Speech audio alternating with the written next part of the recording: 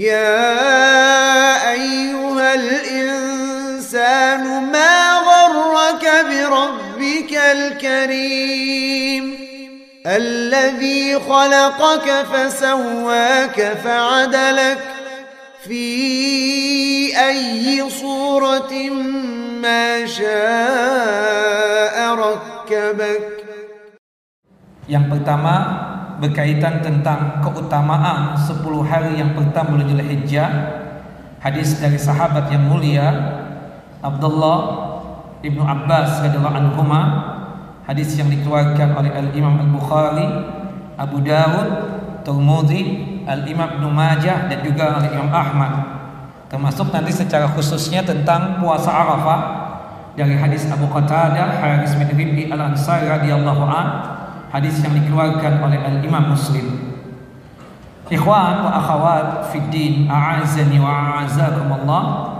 Bapak dan Ibu yang dimuliakan oleh Allah Jalla wa Ala, sebagaimana yang kita pahami bersama bahwasannya bulan haram atau bulan suci dalam Islam ini ada 4.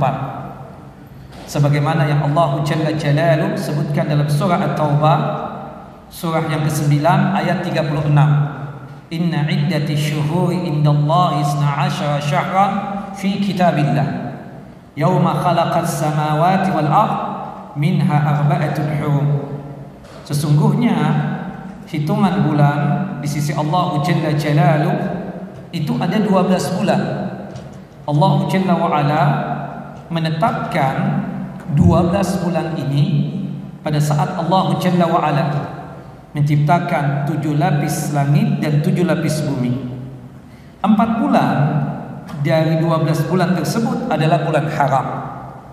Kata haram di sini bukan sebagaimana haramnya makanan dan minuman, tapi maksud kata haram di sini adalah suci lagi mulia. Sebagaimana kita mengatakan kota Mekkah dan kota Madinah dengan sebutan apa? Dengan sebutan 2 tanah haram. Maksudnya 2 tanah suci lagi mulia. Makanya kita mengatakan kota suci Mekkah Al-Mukarramah dan kota suci Madinah Al-Munawwarah dengan sebutan apa? Tanah haram.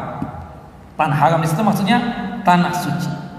Nah, 4 bulan tersebut yang disebutkan di dalam hadis Abi Bakrah radhiyallahu an, hadis yang dikeluarkan oleh Al-Imam Al-Bukhari dan Muslim, 3 bulan berurutan sedangkan 1 bulan terpisah. Bulan yang pertama, bulan yang haram atau bulan suci adalah bulan Dzulqa'dah, bulan yang ke-11 sekarang ini. Kemudian yang kedua adalah bulan Dzulhijjah, bulan yang ke-12. Kemudian yang ketiga adalah bulan Muharram, bulan yang pertama. Sedangkan yang terpisah adalah bulan ke-7, yaitu bulan Rajab. Nah, di bulan Dzulqa'dah ini istimewa. Banyak dari umat Islam ini yang tidak memahami, bahkan menganggap biasa-biasa saja. Memang kondisinya itu tidak sama sebagaimana di bulan Ramadan. Orang begitu bersemangat untuk beramal, untuk beribadah karena pengaruh lingkungan. Ketika kita mendapatkan keluarga kita semuanya berpuasa, semuanya menghidupkan malam dengan ibadah salat malam, tarawih, semua membaca Al-Quran, semua berzikir pagi dan petang, bersedekah dan lain sebagainya. Tapi tidak dengan bulan Dzulqa'dah. Terkadang kita puasa, ya, orang dekat kita tidak berpuasa. Kita baca Al-Quran, sahib kita tidak baca Al-Quran. Itu yang diistilahkan dengan kondisi harajim, ya. Itu dimana seseorang beribadah dalam kondisi tidak didukung oleh lingkungan, tapi pahalanya besar, ikhwan. Kalau kita dalam kondisi haraj tersebut beribadah, beramal, itu kata Nabi kita Muhammad SAW, kal mujahid fi sabilillah, seperti seseorang yang berjihad di jalan Allah Jalla Jalaluhu. Maka sebab itu, ya, kita katakan, infokanlah tentang kesucian daripada bulan Dzulqa'dah ini kepada keluarga kita, kepada besti-besti kita, kepada karib-karib kita dan teman-teman dekat kita, bahwasanya ini manfaatkan bulan Dzulqa'dah ini sebaik mungkin dengan ibadah salatnya, baik salat wajib ataupun salat sunnah, salat duha, qobliyah, ba'diyah, termasuk menghidupkan malam dengan ibadah salat malam, tahajud, qiyamul lail, ditutup dengan witir, baca Al-Qur'annya, meskipun mungkin porsinya biasa saja, tidak sebanyak yang kita lakukan pada saat kita beribadah, beramal di bulan Ramadan. Dan sekaligus juga bulan Dzulqa'dah ini apa? Sebagai warming up, pemanasan untuk menyambut apa? Bulan yang the best dalam satu tahun, yaitu bulan apa? Bulan Dzulhijjah. Karena dari 4 bulan tadi kita katakan, ya, bulan Dzulqa'dah, Dzulhijjah, Muharram dan Rajab, yang paling istimewa, yang paling the best adalah bulan Dzulhijjah. Kenapa? Ada 3 alasan. Kenapa bulan Dzulhijjah itu bulan yang terbaik, yang the best, yang utama dibandingkan bulan-bulan yang lainnya? Dikarenakan di bulan Dzulhijjah tersebut, di 10 hari yang pertama bulan Dzulhijjah, secara khusus Allah Jalla Jalaluhu bersumpah atas nama 10 hari yang pertama bulan Dzulhijjah, sebagaimana disebutkan dalam surah Al-Fajr ayat yang kedua, walayalin ashar, demi 10 malam yang pertama bulan Dzulhijjah, demi malam-malam yang 10 di bulan Dzulhijjah. Maksudnya apa? 10 hari yang pertama bulan Dzulhijjah. Tidaklah Allah Jalla wa'ala bersumpah atas nama makhluknya kecuali menunjukkan makhluk itu istimewa. Makhluk itu apa? Utama. Termasuk 10 hari yang pertama bulan Dzulhijjah ini. Dan alasan yang kedua, dikarenakan di 10 hari yang pertama bulan Dzulhijjah ini, jika sekiranya kita beramal, beribadah, sangat dicintai oleh Allah Jalla wa'ala, yang pahalanya itu melebihi pahala jihad di jalan Allah Jalla Jalaluhu. Disebutkan di dalam hadis yang sahih, hadis dari sahabat yang mulia Abdullah ibnu Abbas radhiyallahu anhuma, qala Rasulullah sallallahu alaihi wasallam, Rasulullah sallallahu alaihi wasallam bersabda, ma min ayyamin al-amalu salih fiha ahabbu ila Allah min hadhihi al-ayyam, yakni ayyam al-ashar min Dzulhijjah. Tidak ada hari-hari yang paling disuka oleh Allah Jalla Jalaluhu untuk seorang hamba melakukan amal saleh, ya, untuk seorang hamba melakukan kebajikan, ibadah, kecuali di hari-hari ini, yaitu di 10 hari yang pertama bulan Dzulhijjah. Qalu, para sahabat bertanya kepada Rasulullah, walal jihadu fi sabilillah, tidak juga dengan jihad di jalan Allah Jalla wa'ala? Maksud dari sahabat ridwanullah ajmain tidak lain, ya Rasulullah, jihad itu kan amalun azim, amalan yang besar pahalanya, amalan yang agung. Apakah amalan jihad di jalan Allah Jalla Jalaluhu sanggup untuk menyandingi amalan yang dilakukan oleh seorang hamba di 10 hari yang pertama bulan Dzulhijjah? Qala Rasulullah sallallahu alaihi wasallam, Rasulullah sallallahu alaihi wasallam menjawab, walal jihadu fi sabilillah, tidak juga dengan jihad di jalan Allah Jalla Jalaluhu, tidak sanggup untuk menyandingi amalan seorang hamba di 10 hari yang pertama bulan Dzulhijjah.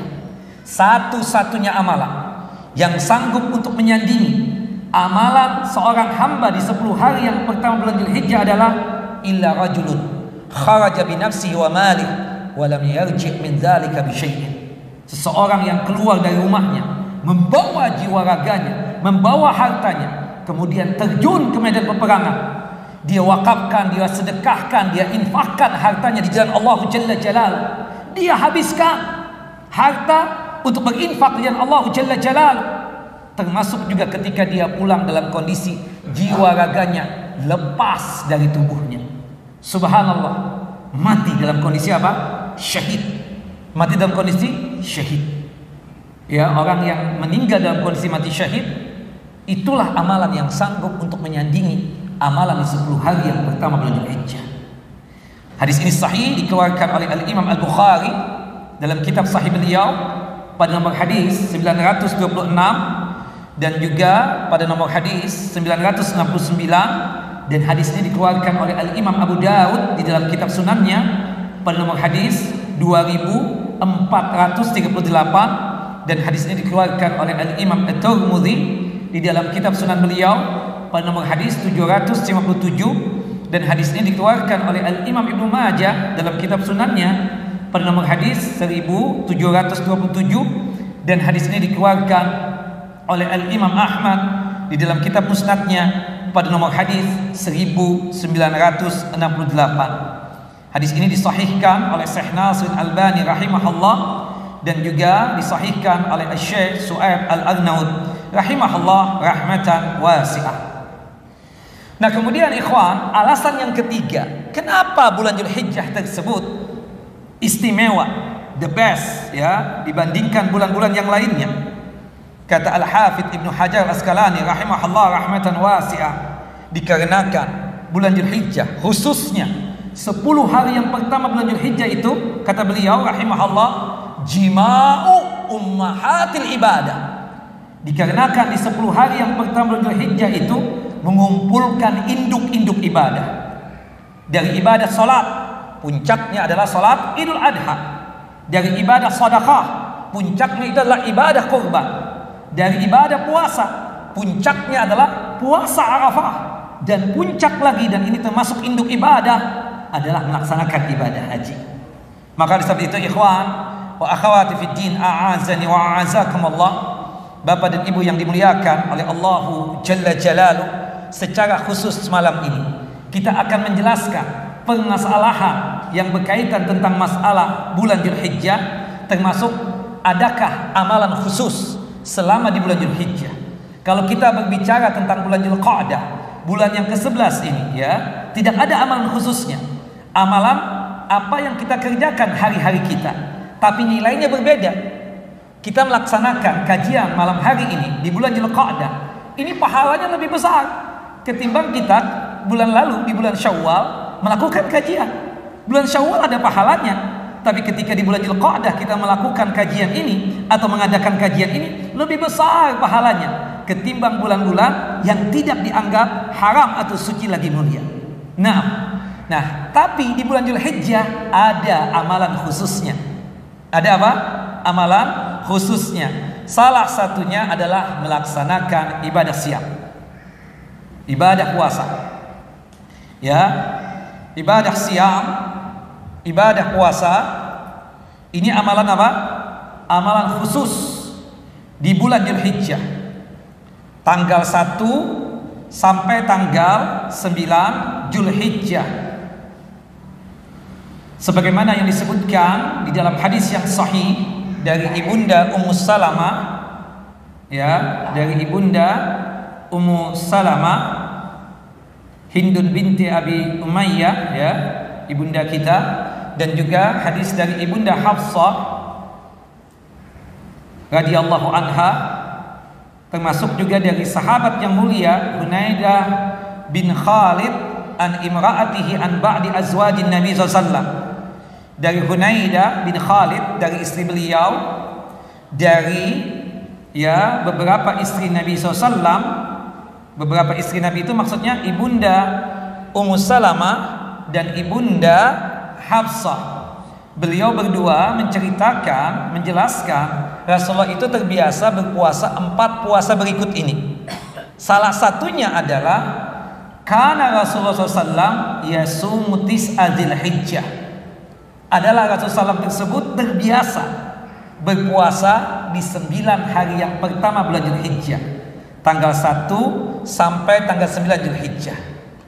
Hadis ini sahih, dikeluarkan oleh Al-Imam Abu Daud di dalam kitab Sunannya pada nomor hadis 2437, dan hadis ini juga dikeluarkan oleh Al-Imam Ahmad dan dikatakan oleh Syekh Nasiruddin Al-Albani rahimahullah, hadza hadisun sahih. Ini hadis apa? Sahih. Berarti patut untuk kita amalkan.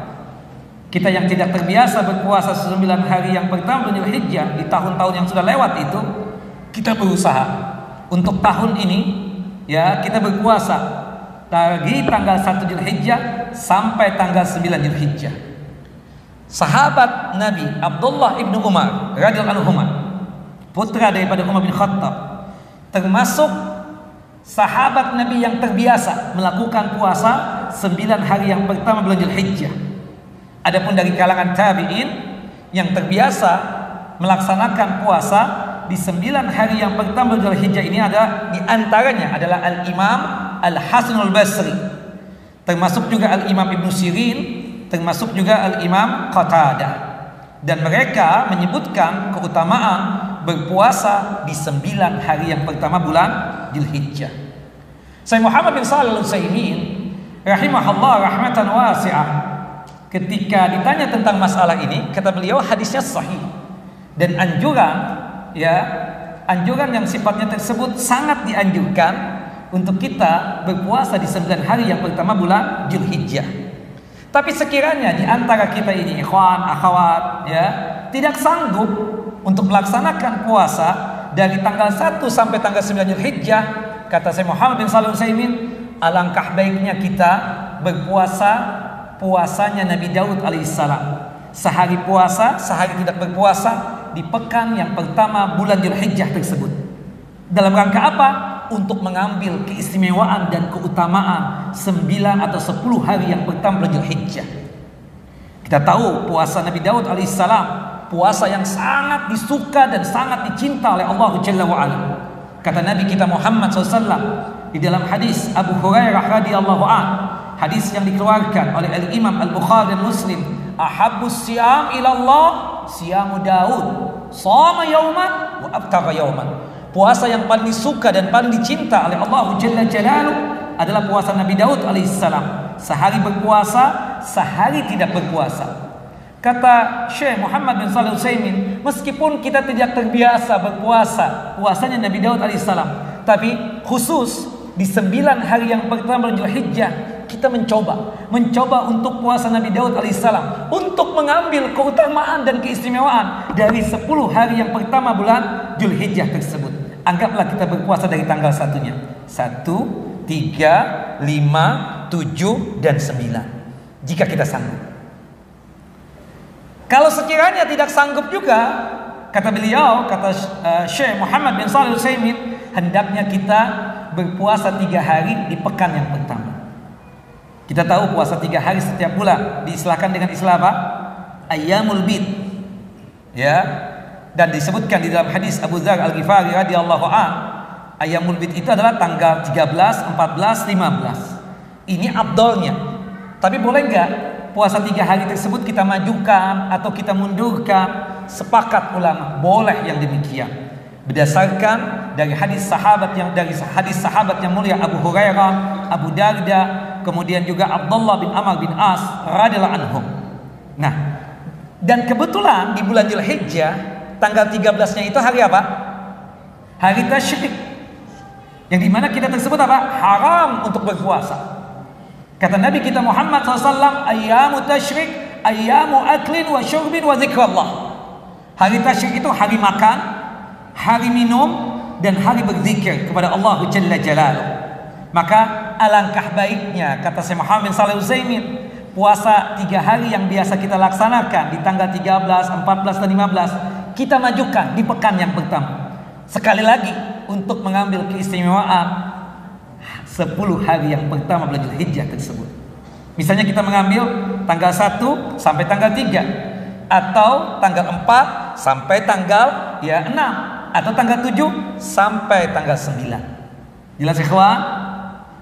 Kalau sekiranya ini nggak sanggup juga, karena bapak dan ibu masih doyan makan seperti itu, maka kata Syekh Muhammad Shalih Al-Utsaimin, kita mencoba di pekan yang pertama bulan Dzulhijjah ini untuk puasa Senin dan Kamis. Berpuasa di hari Senin dan hari Kamis. Pastinya kita katakan melewati itu sebelum datangnya Idul Adha, kita katakan tanggal 10 Dzulhijjah, pastinya apa? Senin dan Kamis itu kita lewati itu. Maka berpuasalah di 9 hari yang pertama bulan Dzulhijjah itu, kita ambil hari Seninnya dan juga hari Kamisnya. Jika tidak sanggup juga, ini harus kita paksakan untuk puasa apa?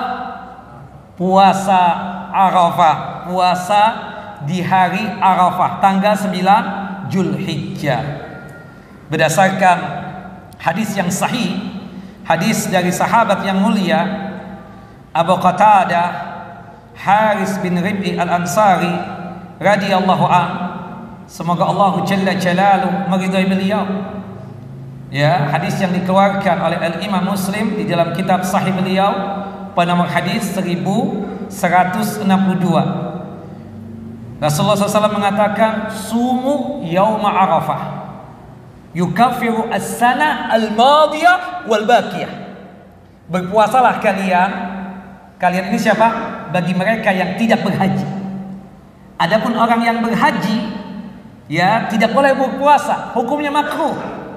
Berdasarkan hadis dari sahabat yang mulia, ya, seorang sahabat perempuan, ya, yang dimana bernama Ummu Fadl bintul Haris, ya, yang dimana beliau di dalam hadisnya tersebut menjelaskan Rasulullah ketika Hajjatul Wada, haji yang pertama sekaligus haji yang terakhir buat beliau, ketika beliau wukuf di Arafah tersebut, Nabi Muhammad SAW tidak melakukan puasa Arafah. Artinya yang melaksanakan puasa Arafah tanggal 9 Zulhijjah ini khusus bagi mereka apa? Yang tidak berhaji. Adapun orang yang berhaji tidak boleh untuk apa? Berpuasa hari Arafah ini. Jelas ikhwan? Jadi sunnahnya puasa Arafah ini tanggal 9 Zulhijjah bagi siapa? Bagi mereka yang tidak berhaji. Puasa Arafah itu menghapuskan dosa setahun yang lalu dan setahun yang akan datang. 2 tahun diampuni dosa kita. Ini kesempatan Bapak-bapak. Belum tentu tahun depan kita ketemu lagi dengan bulan Zulhijjah. Dan kata Nabi dalam konteks yang lain menyebutkan, siyamu yaumi Arafah ahtasibu 'ala Allahi ay yukaffiru as-sanah allati qablahu was-sanah allati ba'da. Puasa hari Arafah aku harapkan dari Allah Jalla wa Ala bisa menghapuskan dosa setahun sebelumnya dan setahun setelahnya. Nah, hari Arafah tanggal 9 Zulhijjah sesuai dengan ketentuan yang ada di negeri kita. Jadi tanggal 9 itu yang tetap ditetapkan oleh siapa? Oleh pemerintah kita. Itu yang dianjurkan oleh para ulama. Di antaranya Syekh Muhammad bin Shalih Al-Utsaimin rahimahullah rahmatan wasi'ah. Kita tahu kan 2 tahun sebelum ini kita katakan atau 3 tahun bahkan terjadi perbedaan dalam penetapan ya bulan Zulhijjah, tanggal 1 Zulhijjah ini antara negeri kita yang kita cintai Indonesia dengan Saudi Arabia. Dan itu sesuatu yang lumrah karena kita katakan di setiap negeri itu ya ada perbedaan masalih, ada perbedaan terbitnya hilal, tidak menjadi masalah itu. Dan itu pernah terjadi juga di zaman Al-Hafidz Ibnu Hajar Asqalani rahimahullah rahmatan wasi'ah, yang dimana pada saat itu kita katakan Mesir lebih duluan dalam masalah penentuan tanggal 1 Zulhijjah ketimbang Mekah atau Saudi Arabia. Nah di situ ya di Mesir ya kita katakan ya itu sudah tanggal 9 Zulhijjah, sedangkan di Saudi Arabia baru tanggal 8 Zulhijjah. Kemudian Al-Hafidz Ibnu Hajar Al-Asqalani rahimahullah rahmatan wasi'ah ya beliau menceritakan bahwasanya kita tersebut berpuasa sesuai dengan apa yang ada di negeri kita, sesuai ya tanggal 9 Zulhijjah yang dimana kita tinggal. Nah, Syekh Muhammad bin Shalih Al-Utsaimin juga mengatakan hal yang sama. Dan kebetulan banget yang bertanya itu orang kita, orang Indonesia. Ya Syekh, tahun ini ada perbedaan nih ketika beliau masih hidup ya, Syekh Muhammad bin Shalih Al-Utsaimin ketika masih hidup. Beliau ditanya, ya ada perbedaan nih antara negeri kita Indonesia dengan Saudi Arabia dalam masalah penentuan bulan Zulhijjah. Kebetulan banget ya kerajaan Saudi Arabia lebih duluan ketimbang kami 1 hari. Pertanyaan saya ya Syekh, pertanyaan ana ya Syekh, untuk puasa Arafahnya ikut yang mana jika sekiranya kami yang tinggal di Indonesia ini? Kata Syekh rahimahullah rahmatan wasi'ah, ikut pemerintah kalian, ikut ya tanggal 9 Zulhijjah sesuai dengan apa yang ada di negeri kalian, sesuai dengan apa yang telah ditetapkan oleh pemerintah kalian. Taati pemerintah kalian, taati pemerintah kalian, taati umarah kalian, taati wal amr kalian ya, meskipun ya kata Syekh di Makkah sudah Idul Adha, meskipun di Makkah apa? Sudah Idul Adha. Jadi subhanallah, kesimpulannya kita katakan puasa Arafah tersebut itu tidak ada kaitannya dengan orang wukuf di Arafah, tidak ada kaitannya sama sekali. Ada satu pertanyaan ya ikhwan, dan pertanyaan ini berulang-ulang, semoga antum masih ingat. Dalam masalah pensyariatan, yang mana yang lebih duluan? Puasa Arafah tanggal 9 Zulhijjah ataukah ibadah haji yang lengkap termasuk wukuf di Arafah? Yang mana yang lebih duluan? Puasa Arafah tahun berapa? Puasa Arafah itu sudah ada tahun kedua Hijriyah, dan Nabi Muhammad berpuasa. Dan pada saat itu di Mekah ada haji tidak? Tidak ada, karena di Mekah masih dikuasai apa? Kaum kafir Quraisy. Tahun ketiga, tahun keempat, tahun kelima, tahun keenam, tahun ketujuh, ya, tahun kedelapan, Nabi Muhammad puasa. Yang pada saat itu di Mekah tidak ada haji. Tahun ke-9 sudah ada haji. Pada saat itu dipimpin oleh sahabat yang mulia Abu Bakar As-Siddiq radhiyallahu anhu. Tapi memang belum sempurna. Nabi Muhammad tidak ikut. Kenapa? Dikarenakan di Mekah tersebut masih ada orang-orang kafir. Bahkan mereka ikut tawaf. Tawafnya bahkan tanpa pakaian. Itu yang membuat Nabi SAW tidak mau untuk mengikuti haji pada tahun itu. Pada tahun ke-10 Hijriyah, setelah Allah Jalla wa'ala melarang orang-orang kafir tersebut untuk berhaji, ya, baru Nabi Muhammad SAW di tahun ke-10 Hijriyah melaksanakan ibadah haji. Itu diikuti oleh sahabat ridwanul ajmain, jumlahnya 100.000 lebih. 100.000 lebih.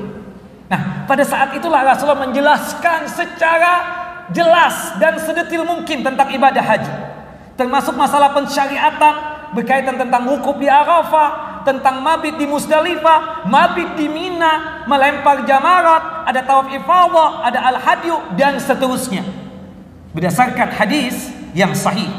Nah, jadi kesimpulannya ikhwan wa akhawati fid din, azani wa azakumullah, sekali lagi yang harus kita pahamkan diri kita ini, bahwasannya puasa Arafah itu tidak ada kaitannya dengan ritual, ya, orang yang wukuf di Arafah, tidak ada kaitannya. Itu yang pertama. Yang kedua, kalau sekiranya tidak ada haji, anggaplah kita katakan setelah Nabi Muhammad SAW, ya, kita katakan meninggal dunia, pernah tidak terjadi tidak ada haji? Waktu zaman Covid sempat ada apa? Kita katakan ada wacana ibadah haji tersebut tidak ada. Tapi qadarullah, alhamdulillah tetap ada. Meskipun dengan jumlah peserta yang sangat terbatas, dengan syarat-syarat yang khusus, kita katakan seperti itu. Nah, di tahun 317 Hijriyah, bertepatan tahun 930 Masehi, itu pernah terjadi satu kekacauan di kota suci Mekah. Subhanallah. Ada seseorang dari kalangan Karamitah. Pemimpinnya saat itu adalah Abu Tahir Al-Jannabi. Al-Jannabi, Abu Tahir Al-Jannabi. Ini seseorang zindik dari kalangan Karamitah. Karamitah ini berafiliasinya itu dengan siapa? Dengan Fatimiyun.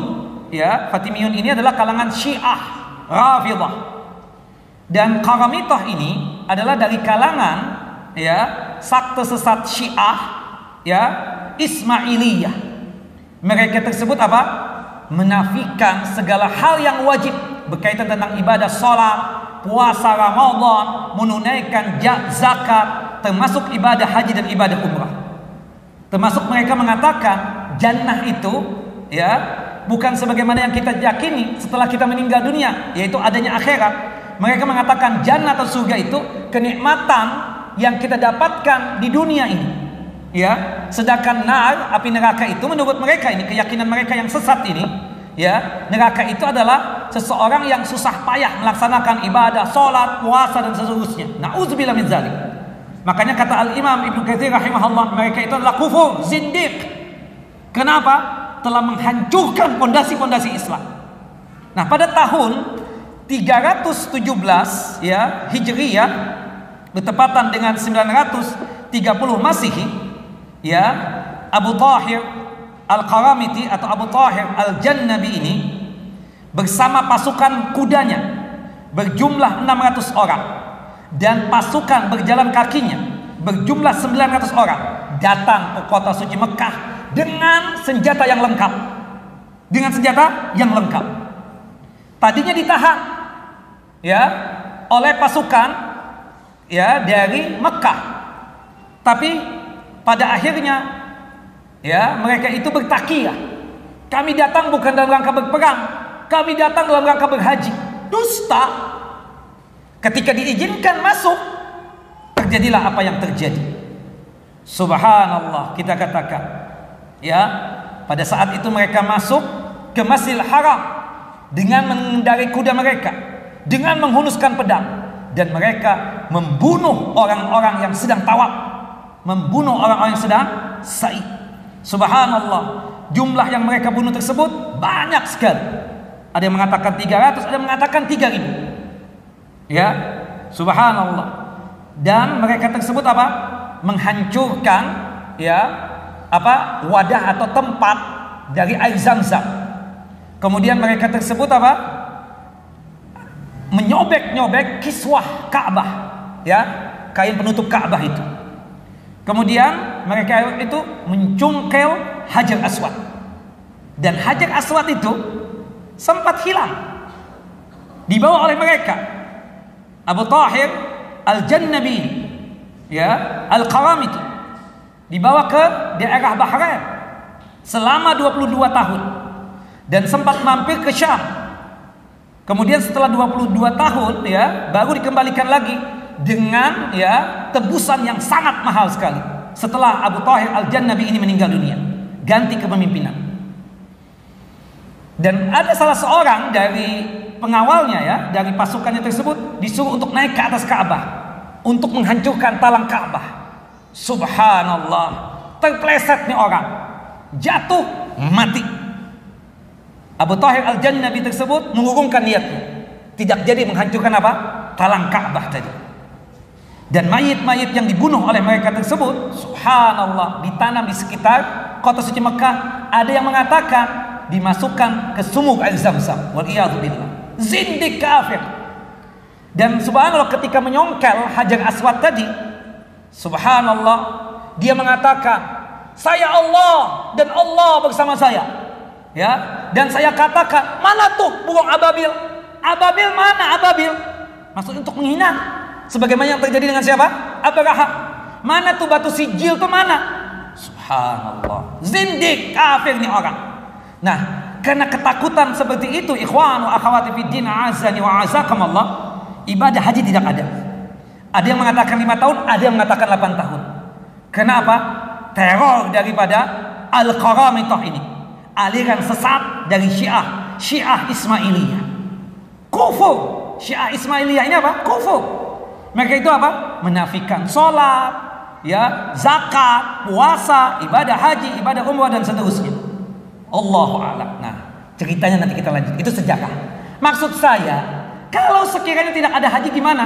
Sebagaimana yang terjadi di tahun kita katakan 317 Hijriah tadi. Dan itu 5 tahun setelahnya, bahkan dia mengatakan 8 tahun. Ya, pada saat itu ditiadakan haji. Apakah kita tidak puasa Arafah? Tentu tidak. Jawabannya apa? Tetap puasa Arafah. Bukan begitu? Nah, kemudian alasan yang selanjutnya, kenapa kita harus ikut sebagaimana yang ada di negeri kita tanggal 9 Zulhijjahnya, puasa Arafahnya. Subhanallah, anggaplah antum itu ya lahirnya 100 tahun yang lalu. Antum hidup 100 tahun yang lalu. Dulu tidak ada telepon, handphone, internet. Bagaimana caranya mengetahui apakah di Saudi Arabia atau di Mekah orang sudah wukuf atau tidak? Kan tidak tahu. Subhanallah, tidak tahu. Nah, khususan kita, orang-orang terdahulu itu puasa Arafah enggak? Puasa Arafah. Bagaimana mereka tahu ini puasa Arafah? Berdasarkan apa? Hilal yang ada di negeri mereka. Taat kepada pemerintah, taat kepada pemimpin, taat kepada umara. Jelas ya? Dan Allah Jalla wa Ala mengatakan, ini poin penting nih. Ya. Ya ayyuhalladzina amanu ati Allah wa ati'ur rasul wa ulul amri minkum. Wahai orang yang beriman, taatilah Allah, taatilah Rasul, dan taatilah pemimpin-pemimpin kalian. Taatilah pemerintah kalian. Iya kan? Subhanallah, ulama menyuruh kita untuk puasa sesuai dengan ketetapan yang ada di negeri kita. Tanggal 9 Zulhijjah yang sesuai dengan apa yang ditetapkan oleh pemerintah kita. Taat kepada pemimpin kita. Subhanallah. Di antara kita kadang lucu. Puasa Ramadan ikut sini, Idul Fitri ikut sini, Idul Adha ikut sana. Yang lebih jelas salah ya, kita katakan puasa Arafah ikut sana, Idul Adha ikut sini. Ini lucu banget itu. Fikih dari mana itu? Subhanallah, Allahu Akbar. Jadi kesimpulannya ikhwan, kalau seandainya semoga sama ya tahun ini, semoga sama. Semoga tidak ada perbedaan tahun ini. Subhanallah. Nah, tapi kalau sekiranya ada perbedaan juga, kita puasa Arafahnya ikut mana? Ikut yang di mana kita tinggal. Ya, tanggal 9 Zulhijjah yang ada di negeri kita. Jelas ikhwan? Taat kepada pemerintah kita. Taat kepada walil amal kita. Jelas? Beridul adhanya pun juga bersama mereka. Taat kepada pemerintah kita. Kata Nabi kita Muhammad SAW, as-sawmu yaumu yasumun nas. Berpuasa itu kebanyakan orang yang berpuasa. Masyarakat kebanyakan apa? Berpuasa. Wal fitru yaumu yuftirun. Beridul fitri juga yang kebanyakan orang beridul fitri. Wal adha yaumu yudhahun. Beridul adha pun juga yang kebanyakan orang beridul adha. Artinya apa? Ikut sebagaimana yang telah ditetapkan oleh pemerintah kita. Jelas ikhwah? Ini berkaitan dengan puasa apa? Puasa Arafah. Nah, puasa Arafah itu disunahkan bagi orang yang tidak berhaji, dan kita ikut sesuai dengan tanggalan yang telah ditetapkan oleh pemerintah kita, oleh hukumah kita, oleh umara kita. Ya, jangan sampai menyelisih mereka. Meskipun kata Syekh Muhammad bin Shalih Al-Utsaimin, ya, di Mekah Idul Adha. Jelas? Kemudian beridul adha pun juga sesuai dengan apa yang ada di negeri kita, yang telah ditetapkan oleh pemerintah kita. Wallahu a'lam bissawab.